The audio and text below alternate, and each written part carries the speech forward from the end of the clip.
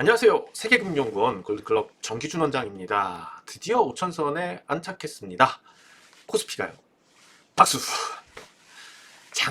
작년부터 5천선 예측해보고 그랬었는데 이게 현실이 되니까는 오히려 좀 실감이 안 나요. 정말 올까? 올까? 가능은 한데 그럴 것 같은데 정말 올라오더니 안착까지 했어요. 그래서 업계 종사자로서 너무 기쁘고요. 그리고 무엇보다도 우리 구독자 여러분들 수익 많이 나셨을 거 아니에요. 거기에 정말 행복해요. 개인 투자자들도 수익이 많이 날 수 있습니다. 충분히. 이번 판을 보면은 좀 그런 것 같아요. 물론 이제 너무 단기성으로 접근하신 분들보다는 진득하게 좀 들고 계신 분들이 많이 수익이 나셨을 것 같고요. 우량주에 대한 거부감이 좀 덜한 투자자 여러분들, 삼성전자에서 수익 많이 내신 것 같아요. 삼성전자 이번에 개인 투자자들 많이 하셨더라고요. 100% 수익 나신 분들은 많으시고 거의 150% 이렇게 수익 나신 분들도 많은 것 같더라고요. 정말 다행이죠. 네. 정말 다행인 김에 구독과 좋아요 화끈하게 부탁드립니다. 자, 먼저 코스피 지수 함께 보실 텐데요. 보시는 것처럼 정말 이 정도면은 안착했다라고 볼 수 있을 것 같아요. 물론 이제 또 이탈할 수는 있겠죠. 그렇지만 그렇다고 지금이 안착은 아니다라고 얘기할 수도 없어요. 이미 지금 5200선이거든요. 오늘 장중에 5320선까지 올랐었어요. 그러면 이거는 이번 주 시작하자마자 안착한 걸로 보는 게 적당합니다. 한 가지, 그러나 한 가지, 마냥 다 좋을 수는 없어요. 왜냐하면은 지금 녹화 금요일인데 오늘 시장에서 하락 종목 수가 너무 많아요. 코스피 600개 넘게 하락했어요. 이게 삼성전자랑 SK하이닉스가 올라가다 보니까는 지수는 그래도 올랐고 한데 이게 목요일부터 변동성을 한번 보자고요. 너무 크죠? 변동성이. 그쵸? 하단이 어제부터 해서 5073선이 하단이고요. 상단이 5320이에요. 차이가 하루 사이에 차이가 너무 크죠. 250포인트에 대한 변동폭, 5% 변동폭이거든요. 단기 변동성이 너무 확대되었다는 것은 사실상 개인 투자자들한테는 불리할 수 있는 요소입니다. 그리고 시장이 단기적으로 어떤 과열 볼 수 있고, 그리고 단기 과열에 대한 어떤 기간 조정 내지는 장기적인 기간 조정, 제가 얘기한 장기라고 해봤자 두세 달 정도 될 것 같은데, 그런 가격 조정, 기간 조정 내지는 좀 단기적으로 가격이 한번 속락했다가 올라가는 그런 가격 조정이 올 수도 있어서 약간은 주의도 필요한 구간이지 않나, 그런 생각은 들어요. 물론 이제 두 가지 모두 다 일시적이기는 하겠죠. 근데 중요한 거는 사실상 우리가 투자를 하면서 이렇게 즐거워봤던 적을 찾는다면 10년에 몇 번이나 될까요? 10년 중에. 10년 중에 사실 그렇게 많지는 않아요. 그리고 또 지금 보시는 것처럼 오늘도 하락 종목수가 많단 말이에요. 지수는 많이 올라도 개인 투자자가 수익이 안 나는 경우도 많고요. 그러니까 재미없는 시장. 근데 지금 시장을 보면은 그냥 잘 나가는 우량주들 꾹 참고 들고 있으면 생각보다 수익이 많이 나는 것 같아요. 다른 어떤 우리가 기교를 부린다든지 어떤 특별하게 좀 전략대로 투자를 한다든지 그렇게 하지 않더라도, 특히 또 이번 주 같은 경우에는 개인 투자자 여러분들이 좋아하시는 SK하이닉스가 많이 올랐단 말이에요.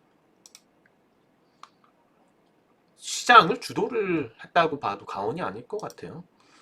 삼성전자 주도로 올라갈 때는 하락 종목수가 너무 많다 보니까 좀 뭐라 그럴까요? 소외된다? 그런 느낌들도 있는데, SK하이닉스가 주도로 해서 시장이 올라갈 때는 그런 느낌은 확실히 좀 덜한 것 같아요. 그럼에도 불구하고 오늘 보면은 현대차가 5%나 하락을 했고요. 물론 어제 많이 오른 부분은 있습니다. 그리고 LG에너지솔루션, 현대중공업, 음, 그런 주요 종목들 많이 떨어졌어요. 이게 어떻게 보면은 좀 미리 조정을 받을, 약간 동기부여가 약한 종목들 우선으로 조정이 시작되었을 수도 있고요. 코스닥 시장 같은 경우에도 에코프로 이런 종목들이 고점 느낌이 있고요. 알테오젠도 보면은 이제 코스닥 정책에 의해서 많이 올랐다가 밀렸는데, 코스닥이 지금 지수를 보시면은 이번에 코스닥 3000선 얘기 꺼내면서 나오면서 코스닥을 한번 볼게요. 코스닥 지수 완전히 폭등을 하면서 개인 투자자들이 열광할 수 있는 흐름을 보여주었어요. 근데 여기서 또 한번 뜯어볼 필요가 있어요. 코스닥 3000선이 가능하느냐? 지금 구조에서는 제가 볼 땐 불가능합니다. 뭐 가능할 수도 있겠죠, 투기에 의해서. 근데 그거는 그렇게 올라가는 건 분명히 도로 무기예요. 다시 다 떨어져요. 그러면은 의미가 없죠. 그럼 제대로 코스닥이 3000선 가려면 뭐가 필요하냐? 시장 구조가 바뀌어야지 된다는 거예요. 먼저 일단 뭐 벤처 육성이며 그런 측면에선 상장하는 데 있어서 당연히 코스피보다 좀 완화된 상장 조건이어야지 되죠. 그렇지만은 특히 기술 특례 상장 같은 경우 있잖아요. 회사에 매출도 없는데 상장되는 거는 좀 너무 과한 게 아닌가 싶어요. 그런 부분들은. 난 사실 기업이라는 게 기술만 가지고 있다고 기업이 되지는 않거든요. 그런 식으로 따지면은 왜 우리 그런 거 있잖아요. 지금 막 어마어마한 사업인데 저거 나도 생각했던 사업 아이템인데 그거는 누구나 다 생각할 수 있잖아요. 약간 그런 거예요.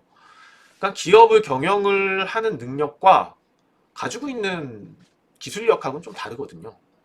기술력 어떤 특허라든지 인정받을 수 있는 기술력이 있다고 해서 다 상장을 해주면은 투자자 보호가 안 될 수 있어요.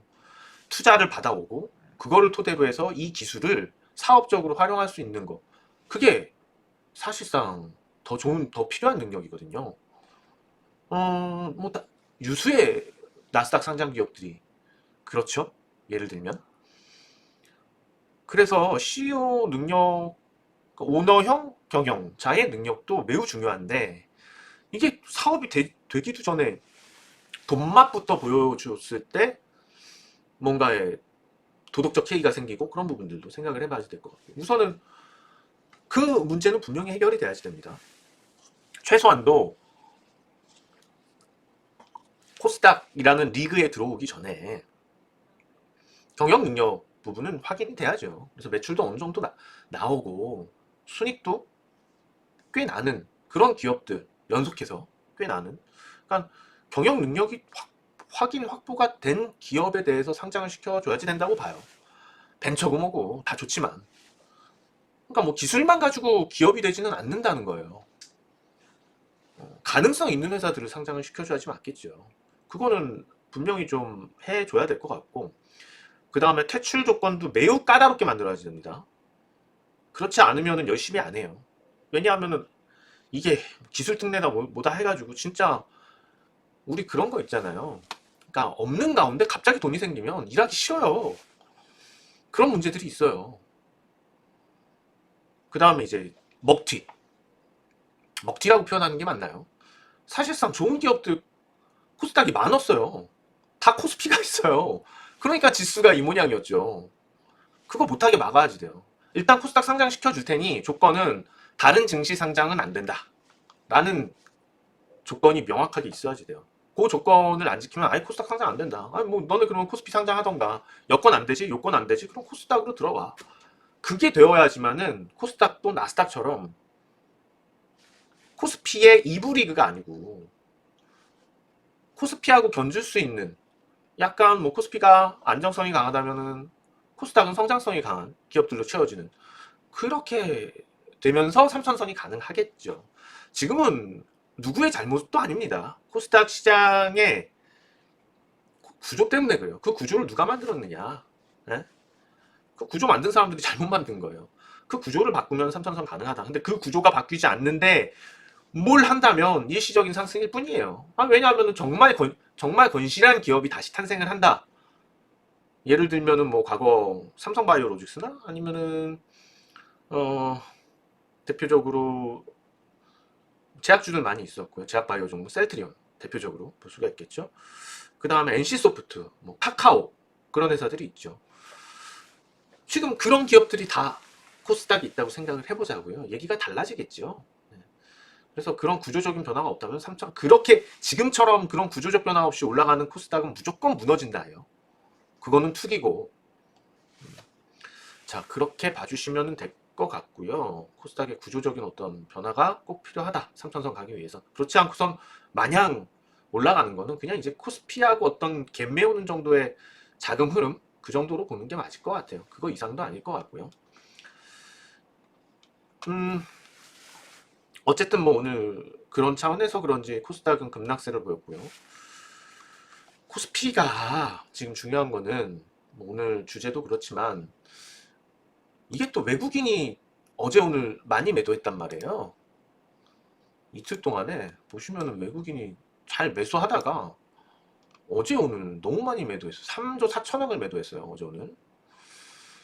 그리고 기관도 보시면은 거의 2조 매도했습니다. 4일 연속. 이거를 개인이 다 받아냈어요. 그러니까 어떻게 보면은 외국인 기관이 매도를 했다? 그렇게 뭐 해석을 하려면 할 수도 있겠죠. 그렇지만 그것보다는 제가 볼 때는 개인이 원체 세게 들어온다. 그러니까 개인이 그렇게 세게 들어오는 판에서 잠시 기관과 외국인은 관망세로 돌아서지 않았나. 이거 너무 급작스러운데? 라는 반응이라고 생각을 하고, 또 한 가지, 기관과 외국인은 철저하게 매뉴얼대로 움직였다고 봐요. 이번에 지수, 특히 한국 주식시장 이렇게 많이 오른 거는 우선 뭐 반도체, 글로벌 반도체 업체들 실적이 나오면서부터 계속 올랐어요. SK하이닉스, 삼성전자 주가가 좋은 흐름이 이어졌으니까. 그리고 SK하이닉스 실적 발표하고 삼성전자 실적 발표하고. 그러니까 이게 기관이나 외국인 입장에서는 사실상 단기 차익 실현하는 신호 역할이 되거든요. 그럼 어떤 센 수급이 들어와서 단기적으로 더 오르던지 말던지 간에 일단은 매뉴얼적으로 그런 상황에서는 매도해놓고 보는 거죠. 비중이라도 줄여놓고 보는 거예요. 왜냐하면 그동안 올랐던 것들이 그런 실적들을 반영을 해서 올랐으니까. 그러면 지금 나온 실적은 이미 지난 실적이잖아요. 그리고 미리 나올 실적까지도 반영을 해서 주가는 올랐고요. 그러면 그런 실적에 의해서 주가가 올랐다는 거는 그거는 단기적인 슈팅이죠. 그렇죠? 그런 의미에서 기관 외국인의 순매도가 좀 많았다고 보입니다. 그러면 과연 이게 다시 한번 리레이팅 차원에서 외국인 기관이 또 다른 관점에서 다음 달에 신규로 들어올 것인지, 다음 달 초에 2월 초에 신규로 들어올 물량이 있을 수 있어요. 충분히 있어요. 그게 들어올 것인지, 아니면 연초에 포트 구성해서 들어왔는데 벌써 이렇게 수익이 많이 났는데 한국 시장에서 그런 생각을 할 수가 있죠. 지금 주요 종목들 한번 볼까요? SK하이닉스만 한번 볼까요? 놓고 삼성전자랑 SK하이닉스 정도만 놓고 보더라도 일단 뭐 1월 달에 처음 진입을 했다고 보자고요. 1월 5일 첫 진입 중간 가격 정도가 한 69만 원 정도 될 것 같아요. 근데 오늘 고점 기준으로 93만 원이란 말이죠.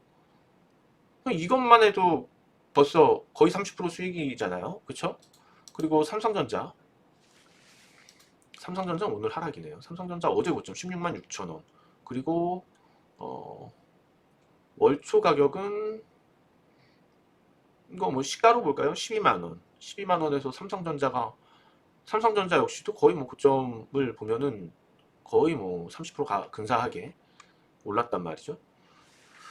그럼 연초에 들어온 사람들도 땡큐, 그리고 저건 빨리 일단은 차익 실현시켜놓고 구경할 수도 있는 거죠.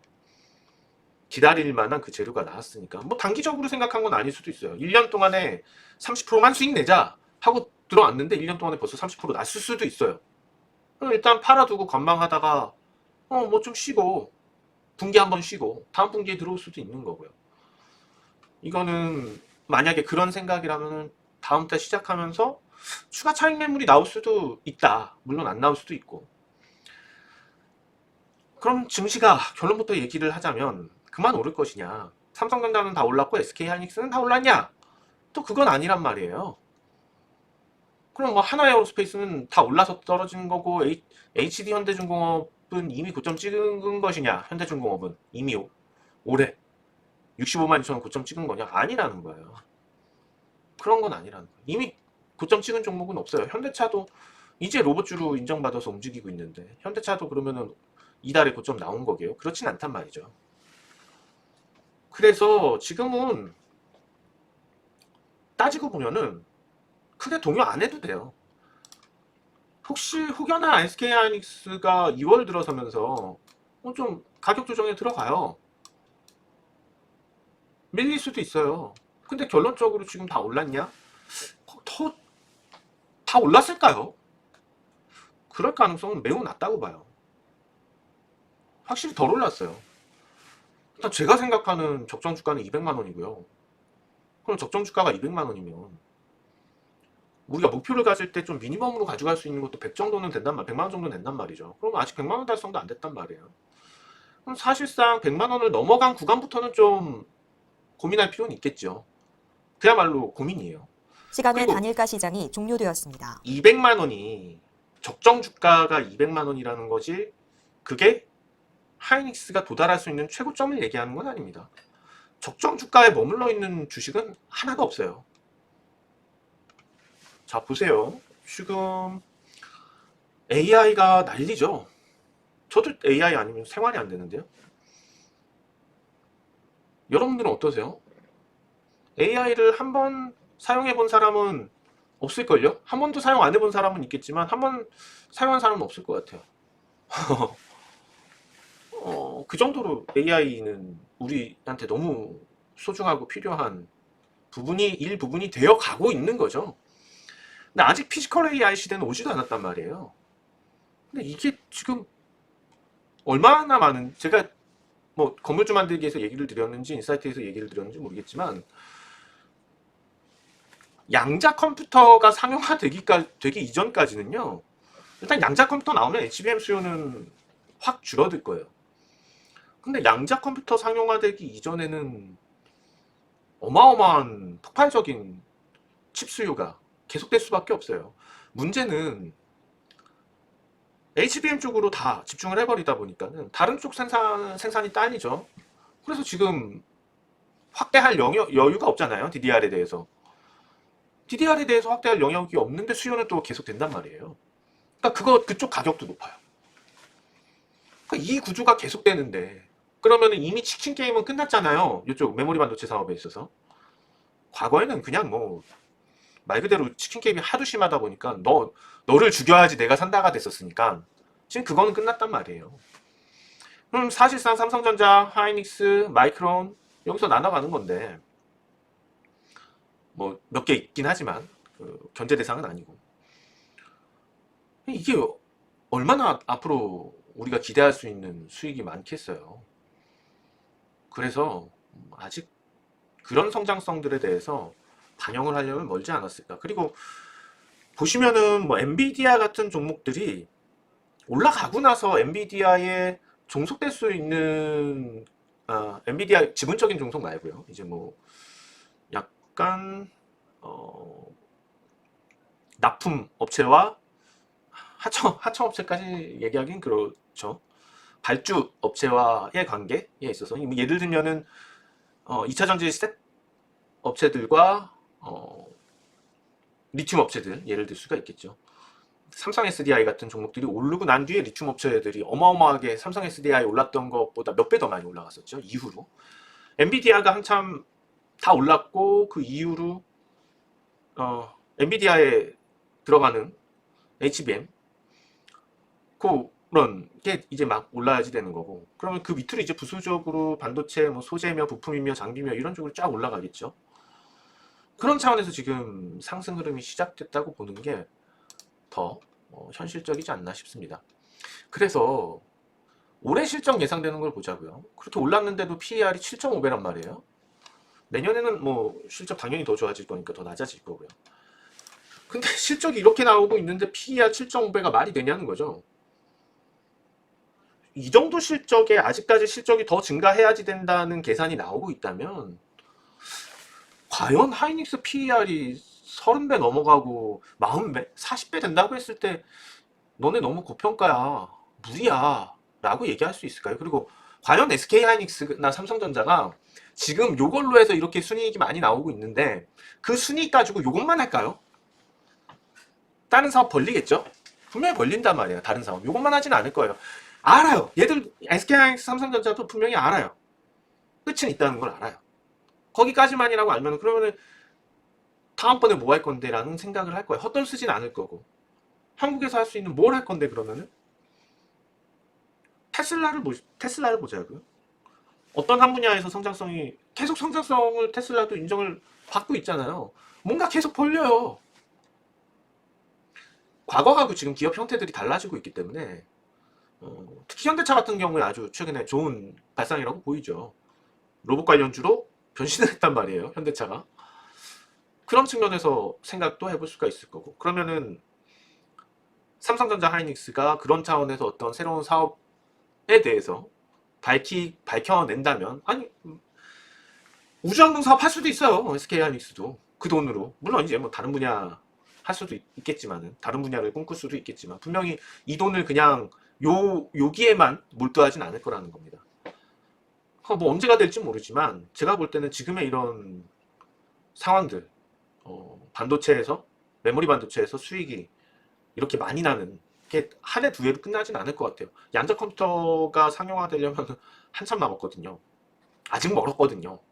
그런 거를 생각을 했을 때 최소한 5년 정도는 그렇게 큰 탈 없이 매출이 이렇게 나오지 않을까 생각을 하고 그 전에 분명히 뭔가 밝힐 거예요. 향후 사업 계획들에 대해서. 그런 게 또 차후 성장성으로 인정받지 않을까요? 그러면은 과연 지금의 PER이 높냐? 옛날처럼 과거 치킨 게임 하던 시대의 PER 7.5면 저도 높다고 생각을 합니다. 근데 그런 상황은 아니에요. AI는 그야말로 산업의 혁명 일부가 되는 거고요. AI 혁명이라고 얘기할 수 있는 거고요. AI 혁명 중심에는 엔비디아와 같은 칩 필요한 거고요. 그리고 거기에 주요 부품인 HBM도 하나의 큰 영역이라고 보입니다. 자, 뭐 이런 조건들이 있는 상황에서 한국의 코스피 지수가 과연 지금 수준에서 끝날까요? 조정을 보인다 하더라도 그렇지는 않다는 거예요. 코스닥은 모르겠지만 코스피는 많이 열려 있어요. 그리고 얘네들만 이 반도체만 저평가된 게 아니에요. 조선 산업도 지난번에 한번 깊게 얘기를 드렸던 것 같은데 조선 산업도 마찬가지로 지금 뭐 싼 수준은 다 튕겨내고 있죠. 그런 상황이고요. 또 한국의 방산 어떻게 보면은 그들이 보지 못했던 영역이란 말이에요. 한국의 방산은. 좀 한국 방산도 잭팟이 터지고 있죠. 계속해서 이어지고 있어요. 이런 점들이 국내 주식시장을 이런 기업들이 빛나게 해줍니다. 그뿐만인가요? 이제 뭐 원전부터 해서 전력과 관련된 글로벌 전력 수요가 급증하는 부분과 관련돼서 한국의 전력 기술력들. 사실상 화석연료를 싸게 구할 수 있는 국가들은 전력 관련돼서 발전하기가 쉽지는 않아요. 근데 이제 한국처럼 화석연료 수입에 의존해야지 되고 귀한 국가들은 전력 효율성을 높이기 위해서 노력들을 많이 해왔단 말이죠. 이런 부분들이 지금 빛을 낼 수 있다는 거죠. 그래서 큰 조정이 한번 올 수 있어요. 수급 차원에선.